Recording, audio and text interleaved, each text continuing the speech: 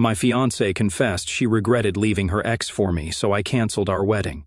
And the chain of events that followed completely destroyed her world. I, a 29-year-old male, work as a paramedic and have been with my fiancée, Erica, a 27-year-old female, for 3 years. She teaches elementary school. We were supposed to get married next spring. I own the house and she moved in about a year ago. Here's where things started getting weird. Around February, she began acting differently. She spent more time on her phone and wouldn't let me see who she was texting. She started going to bed earlier and was overall distant. When I asked what was wrong, she blamed work stress or wedding planning stress. The phone thing really bothered me. We had always been open about our phones. If hers rang while she was in the shower, I would answer it. Normal couple stuff. Suddenly, she became protective as hell, keeping her phone face down on the table, taking it to the bathroom, and never leaving it charging where I could see it. I tried talking to her about it, but she insisted everything was fine and said I was being paranoid, so I backed off. I started working extra shifts to save money for the honeymoon. We had talked about going to Hawaii, since she had never been and always wanted to see the islands. I figured maybe I was being paranoid and picked up extra shifts to save more money for the honeymoon. I was putting in 60-plus-hour weeks sometimes, which meant less time at home and less time to notice her. Weird behavior in the last few weeks before everything exploded. She was practically a different person. She was still going through the motions of being my fiancé, still talking about the wedding and our future. But it felt fake, like she was acting out a role instead of being excited about marrying me. I was still in denial, still making excuses, thinking maybe once we got through the wedding planning stress, things would go back to normal. I thought maybe she was just one of those people who gets overwhelmed by big events and shuts down emotionally. I was so wrong about everything. Last month we were supposed to go to dinner at this Italian place she picked out. It was nothing special, just a Tuesday night date. I was looking forward to spending some quality time together since we had barely seen each other all week. She had been weird all day though. I got home around 5 in the evening, and she was already dressed, sitting on the couch just staring at her phone. When I said hi, she barely looked up. I asked if she was ready to go, and she said, "Sure," in a flat voice, like she was doing me a favor. We got to the restaurant, and the hostess sat us at a nice table by the window. Finally, I asked what was wrong for probably the 3rd time. She put her phone down and looked at me with an expression I had never seen before, nervous but also excited. "I need to tell you something," she said. Calvin reached out to me. Calvin, her college ex-boyfriend. My stomach immediately dropped. She told me he had found her on Instagram a few weeks ago and said he had been thinking about her, that he made a mistake when they broke up. They had been talking, really talking about everything, about how they never should have broken up. I asked if she had been texting her ex for weeks without telling me. She said it wasn't like that at first, just catching up, but then old feelings came back. What they had was different, intense, passionate. Then she dropped the bomb. "You know what, Chandler? Calvin used to make me feel like I was drowning in the best way possible. With you, I feel like I'm floating in a kiddie pool, safe, shallow, and boring as hell. I keep wondering if this is really what love is supposed to feel like, or if I'm just settling because you're convenient. Maybe Calvin is better for me." There it was. She just called our 3-year relationship boring, called me convenient, and said her ex was better for her in a restaurant. I sat there for probably 30 seconds just staring at her. She looked nervous now, like she was starting to realize what she had just said, but she didn't take it back all right, I said finally. "Well, nothing's stopping you." Her face went white. I told her she had just said her ex was better for her, so she should go be with him, but not while living in my house. She tried to backtrack, but I was done.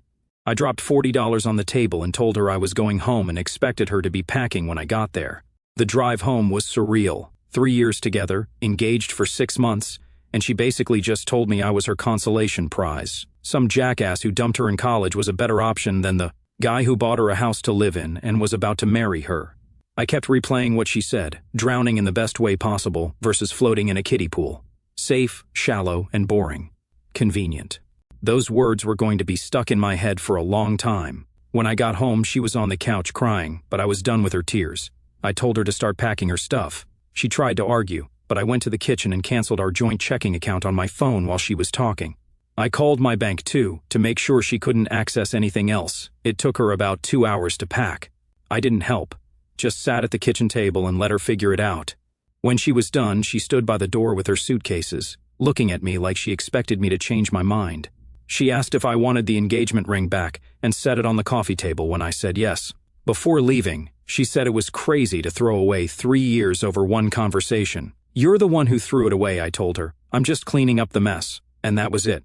She left, and I was suddenly single again after 3 years, sitting in my house that was way too quiet, looking at an engagement ring on my coffee table, wondering what just happened. By the next morning, the phone calls started. First was my mom, then my sister Sasha, then my dad. Word travels fast when you're supposed to get married in 2 months, and suddenly your fiancé moves out. I kept it simple with all of them. I told them Erica decided she wanted to be with someone else, and I wasn't going to compete for my own fiancé. My parents were pissed on my behalf. My mom wanted to know if there was another man involved. When I told her about Calvin, she went off about how Erica was throwing away a good thing for a fantasy. My dad was more practical, asking if I needed help with any of the wedding vendors or canceling stuff. Sasha just called Erica an idiot, which honestly made me feel better. The hardest call was from Erica's parents. Her mom called me crying, begging me to work things out with her daughter. She kept saying that Erica was just confused and scared about getting married, that it was normal to have doubts. I tried to explain that this wasn't about wedding jitters, but she wouldn't listen. Her dad left me a voicemail saying I was giving up too easily and that relationships take work.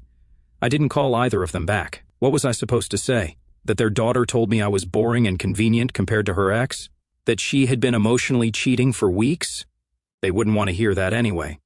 Our mutual friends were the tricky part. Within a few days, people started reaching out, asking what happened. I made a decision early on that I wasn't going to trash talk Erica, but I also wasn't going to lie to protect her feelings. When people asked, I just said, "Ask Erica about Calvin," and left it at that. That simple phrase told them everything they needed to know. Most people aren't stupid. They could figure out what happened from there. Honestly, I wanted her to have to explain herself. I wanted her to tell our friends why she threw away our relationship for her college ex. Word spread fast. Our friend group isn't huge, maybe 15 people total. And within a week, pretty much everyone knew the basic story. The reactions were mixed, but mostly in my favor. The guys were all on my side. They understood why I couldn't stay with someone who basically called me her backup plan. Some of the women thought I was being too harsh, and that I should have tried counseling or given her time to figure out her feelings. But screw that noise. I'm not going to counseling to convince someone to choose me over their ex. I'm not going to sit around while my fiancé figures out her feelings about whether she wants to be with me or some other dude. That's not how this works. The worst part was dealing with all the wedding stuff. We had already put deposits down on everything. Venue, catering, photographer, DJ, flowers. Some vendors were understanding when I explained the situation. The photographer was cool about it, saying she had been doing weddings for 20 years and had seen it all before. She only charged me a small cancellation fee. Others were less sympathetic. The venue kept our entire deposit, saying it was too late to rebook for our date. The caterer wanted to charge us for food we had already ordered. All told, I was out about $8,000 in deposits and cancellation fees. $8,000 for the privilege of finding out my fiancé thought I was boring. But here's the thing. I didn't ask Erica to help with any of the financial hit. I could have taken her to small claims court for half the costs, but I wanted a clean break. The money sucked to lose, but it was worth it to not have to deal with her anymore. The vendors weren't even the hardest part. It was calling all our friends and family to let them know the wedding was off. These conversations were brutal. Everyone wanted more details, wanted to know if there was any chance we would work things out. The weirdest reaction came from some of the teachers at Erica's school. 3 different women reached out to me, not to defend Erica, but to check on me and basically say she had screwed up. These are people who work with her every day, and they were taking my side. That told me everything I needed to know about how she was handling the situation at work. Apparently, she had been telling people that we grew apart and had different visions for the future. Typical Zex to make herself look better. But teachers are smart, and they could probably see right through her story. Plus, if she was acting weird at work the same way she was acting weird at home, they probably knew something was up. About 2 weeks after she moved out, I heard through a friend that Erica had been posting on social media about following your heart and not settling for less than you deserve. That pissed me off more than anything. She was making it sound like I was the one who wasn't good enough, like she had outgrown me or some nonsense. But I didn't respond, didn't post anything about my side of the story, didn't try to set the record straight publicly. I figured the truth would come out eventually, and getting into a social media war with my ex-fiancé wasn't going to help anyone. The hardest part was just being alone in the house again. For over a year, I had gotten used to having someone there when I got home from work, someone to cook dinner with, watch TV with, talk about my day with. Suddenly it was just me and way too much quiet. I threw myself into work, picking up extra shifts whenever I could. Staying busy helped, and the overtime pay would help make up for the money I had lost on wedding deposits. My partner at work, Mike, knew what was going on and was cool about covering for me when I needed to make vendor calls or deal with wedding stuff. The guys at work were supportive too. A couple of them had been through divorces and told me I was lucky to find out who she really was before I married her instead of after. They were right, but it still sucked. About 3 weeks after everything went down, I was starting to feel like maybe I could move on. The immediate shock and anger were wearing off, and I was beginning to think about what I wanted to do next. Maybe travel somewhere I had always wanted to go. Maybe renovate the house. Maybe just focus on work and figure out the rest later. That's when everything got a whole lot more interesting. For about 6 weeks after everything went down, my life was actually pretty good. I know that sounds weird considering I had just had my engagement blown up, but hear me out. Once I got past the initial shock and anger, I realized how much stress had been lifted off my shoulders. No more wondering why she was being distant or secretive with her phone.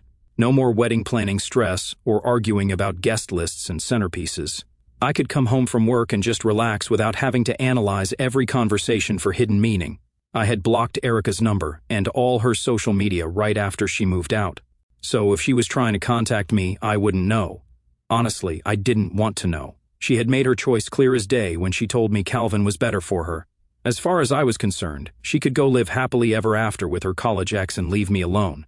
Around this time, I started talking to a nurse from the ER named Veronica. It was nothing serious at first, just casual conversation during downtime between calls. She was cool, though, funny, smart, and definitely easy on the eyes. More importantly, she didn't seem to have any crazy ex-boyfriend drama going on. The contrast was pretty stark. Veronica would laugh at my stupid jokes, ask questions about my work, and remember details from previous conversations, all the basic relationship stuff that Erica had stopped doing months before our breakup. It made me realize how checked out Erica had really been toward the end. I wasn't looking to jump into anything serious right away, and Veronica seemed to understand that. We were just two people enjoying each other's company without any pressure or expectations. It was refreshing as hell after years of relationship drama and wedding planning stress. Then one afternoon, my buddy Joey called me, laughing. I was at home doing some work around the house when my phone rang, and I could barely understand him at first because he was cracking up so hard. Dude, he finally managed to get out. You're not going to believe this. Joey works with a guy whose girlfriend is friends with one of Erica's teacher friends. Small world, lots of connections. Anyway, word had gotten back to him about what happened with Erica and Calvin. Your ex got dumped, he said, still laughing. Calvin dumped her. I sat down on my couch trying to process this information. What do you mean dumped her? I asked. I mean, he used her for about 6 weeks and then told her he didn't really love her anymore. Said he just wanted to make sure about his feelings, or some zex like that. The irony was incredible. After all that talk about their epic love story and how passionate their connection was, Calvin had basically used her for a hookup and tossed her aside again just like he did in college. According to Joey's source, Calvin had been pretty upfront about it, telling Erica that being with her again made him realize they had both changed too much since college, that what they had was probably just nostalgia, and that he didn't see a future with her. Basically everything she should have figured out before blowing up her engagement. Get this, Joey continued. Apparently she's been calling him non-stop, trying to get him to change his mind. Dude had to block her number. I felt a weird mix of emotions hearing this. Part of me felt vindicated. I had been right about Calvin being a piece of Zex who would hurt her again. Part of me wanted to laugh at the irony of her getting a taste of her own medicine. But mostly I felt relieved that I had dodged this bullet. The next few days I heard more details through the grapevine. Apparently, Erica had been posting on social media about learning to love yourself and knowing your worth right up until Calvin dumped her. Then, suddenly, all her posts disappeared and she went quiet online. She had also been telling people at work that she was exploring what real love feels like and had never been happier. Her teacher friends had been supportive at first, but when the truth came out about Calvin using her, some of them apparently felt pretty uncomfortable about how she had handled the whole situation. I heard from my sister Sasha that Erica's mom had called my mom, crying about how her daughter was going through a difficult time and asking if there was any chance I would consider talking to Erica. My mom politely but firmly told her no, that Erica had made her choice and needed to live with the consequences.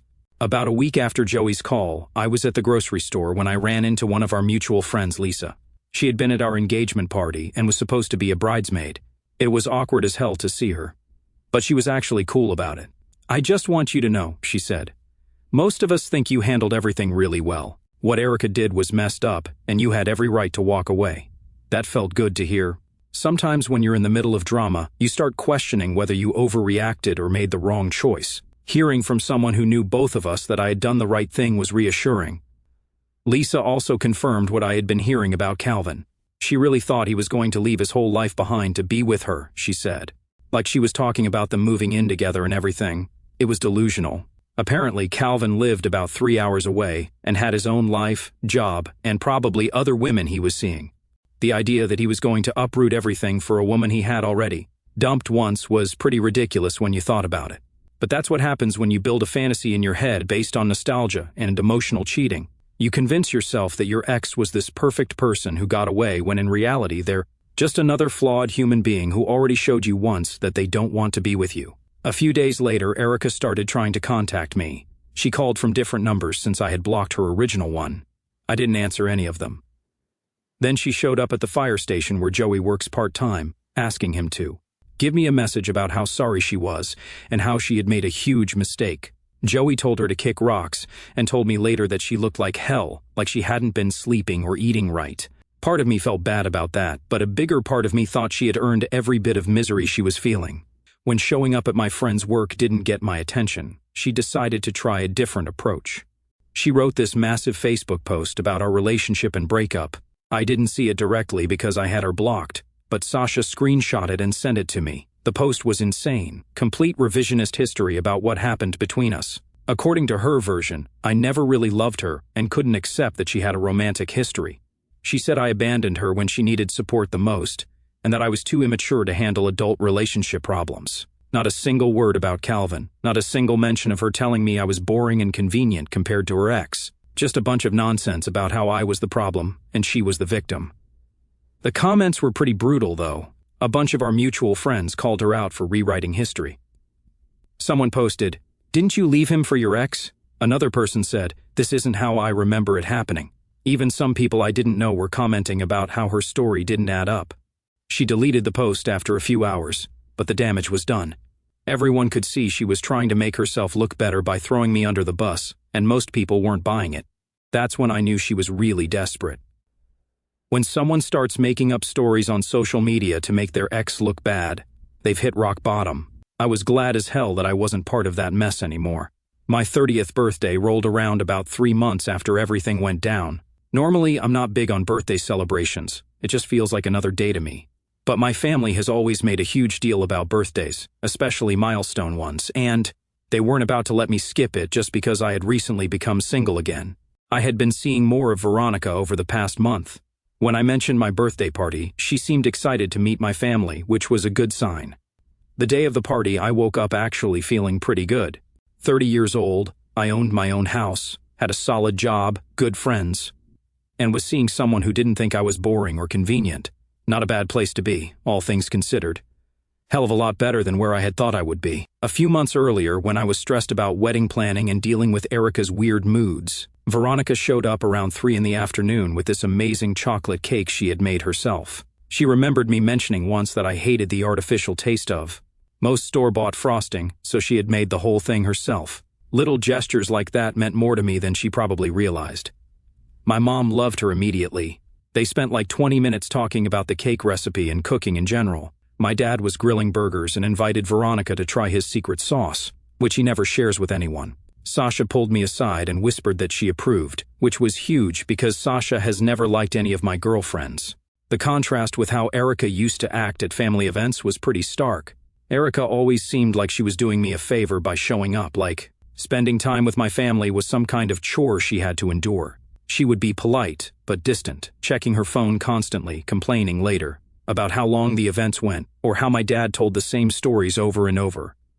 Veronica actually seemed to be having fun. She was asking my mom about embarrassing childhood stories, laughing at my dad, his terrible jokes, playing cornhole with my brother Tom, and holding her own. She fit right in, like she had been coming to family gatherings for years.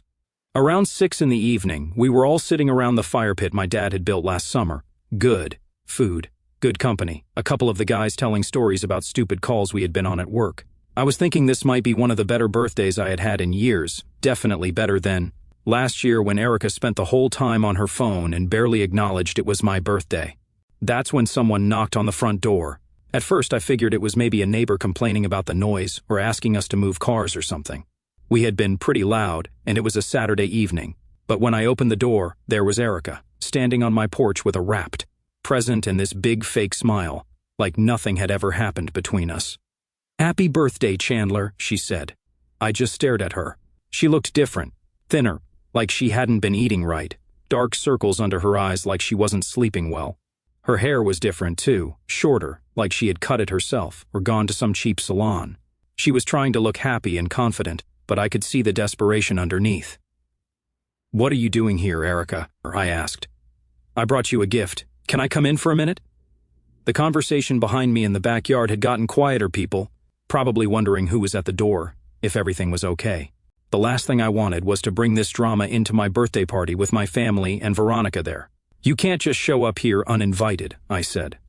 I know, but it's your birthday, and I felt bad that we're not talking. I just wanted to give you this, and maybe we could talk for a few minutes." She held out the present like it was some kind of peace offering, probably something she had bought months ago when we were still together, before she decided Calvin was better than me. The whole situation was surreal. My ex-fiancée showing up at my birthday party after telling me I was boring and convenient, after getting dumped by the guy she left me for. "About what?" I asked.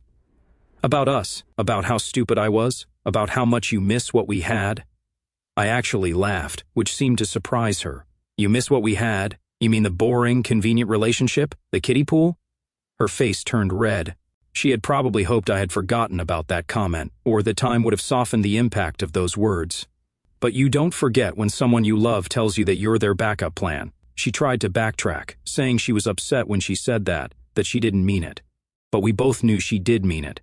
People don't say things that specific and hurtful unless they've been thinking them for a while. That's when the front door opened behind me, and Veronica stepped out. "Everything okay out here?"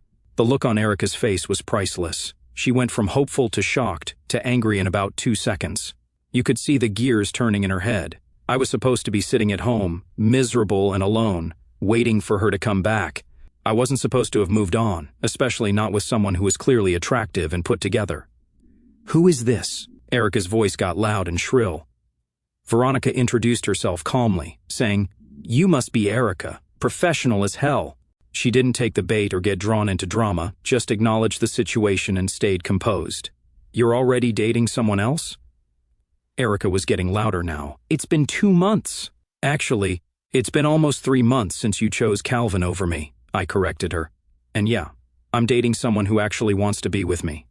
That's when Erica completely lost her zex. She started screaming about how I never fought for our relationship, and how I replaced her like she meant nothing. Classic projection. She was the one who had thrown away our relationship for her ex. But somehow I was the bad guy for moving on with my life. Veronica just stood there, looking uncomfortable but not backing down. She didn't try to defend herself or get into an argument with my ex, just stayed calm and let Erica make an a-hole of herself on my front lawn. The yelling drew attention from the backyard. My dad came around the side of the house to see what was going on. He took one look at the situation and told Erica she needed to leave. When she refused and kept screaming, Sasha came out too and told her to get off our property before they called the cops. My family had never really liked Erica, but they had been polite for my sake. Now that we weren't together anymore, they didn't have to pretend. Sasha, in particular, had zero patience for this, and wasn't shy about saying so. Erica wasn't done, though. She was in full meltdown mode now, probably realizing that her grand gesture wasn't going according to plan. She had probably imagined showing up with a present, and me being so grateful. That she wanted me back, that I would forget everything that happened. Instead, she was having a screaming match with my family, while my new girlfriend watched from the sidelines. Not exactly the reunion she had been hoping for. Finally, she stormed off toward her car, but before getting in, she turned around one more time. "This is ridiculous, Chandler. Don't you think it would just be easier if we got back together? We have 3 years of history." I looked at her standing there, mascara running down her face, holding a birthday present for a relationship she had destroyed. 3 months ago, this woman had been my fiancée. Now, she was a stranger having a breakdown on my lawn because I had had the audacity to move on with my life. "Easier for who?" I called back. because it seems pretty easy for me right now." She got in her car and drove off, spinning her tires like a teenager having a tantrum. I went back inside to my party, where Veronica squeezed my hand and didn't ask any questions. My family was pissed but got over it quickly. The rest of the night was actually really fun, like Erica's visit had been some weird intermission that we all agreed to ignore. I never opened her present, just threw it in the trash the next morning without even looking at what was inside. Whatever it was, I didn't want or need it. That chapter of my life was closed, and no amount of birthday gifts or dramatic gestures was going to reopen it. About a month after the birthday incident, I heard through the grapevine that Erica had moved back in with her parents. Apparently, she couldn't afford her own place on a teacher's salary without someone splitting bills with her. The irony wasn't lost on me. She had thrown away a relationship with someone who owned his own house and had a stable career for a guy who used her for 6 weeks and dumped her. I also heard she had taken a leave of absence from teaching. Whether that was voluntary or the school suggested it after her behavior became too erratic, I don't know. But it couldn't have been easy explaining to her coworkers why she was suddenly single and living with her parents again after being engaged just a few months earlier. Joey kept me updated on the gossip, probably more than I needed to know. Apparently, Erica had been trying to get back in touch with other guys from her past, not just Calvin, like she was working through a list of exes trying to find someone to take her back. Pretty sad when you think about it, but that's what happens when you burn bridges for no good reason.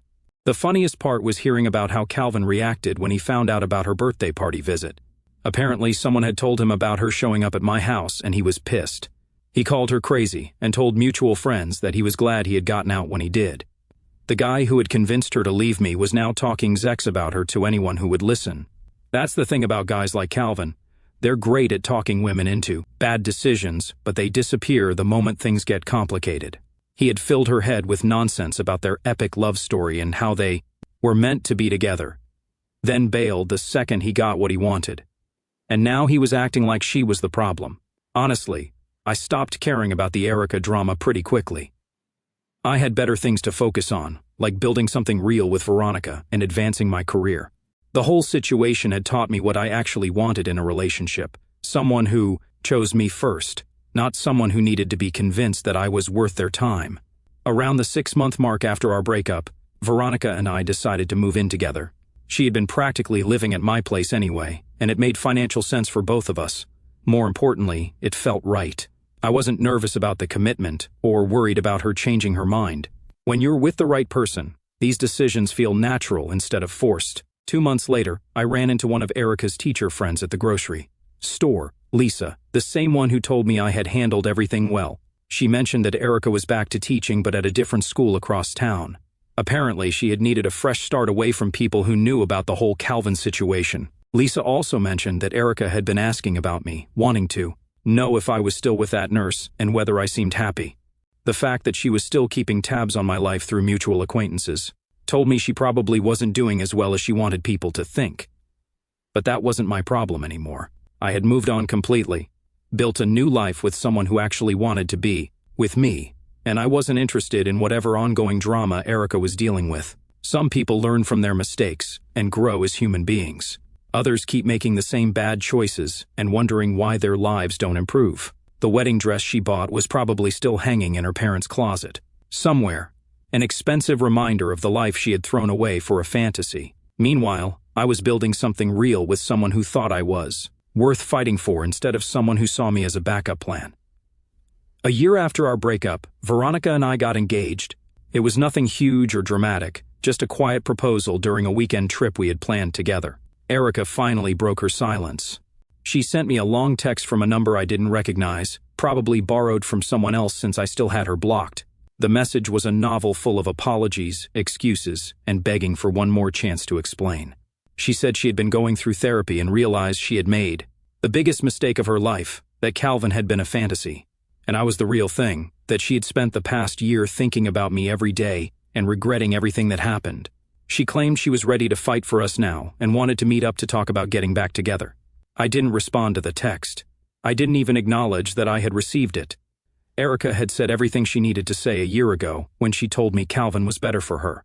Nothing had changed except that her backup plan had fallen through, and she was realizing that good guys don't wait around forever. Erica taught me what I don't want in a relationship. Veronica showed me what I do want, and that's worth more than any apology or second chance could ever be.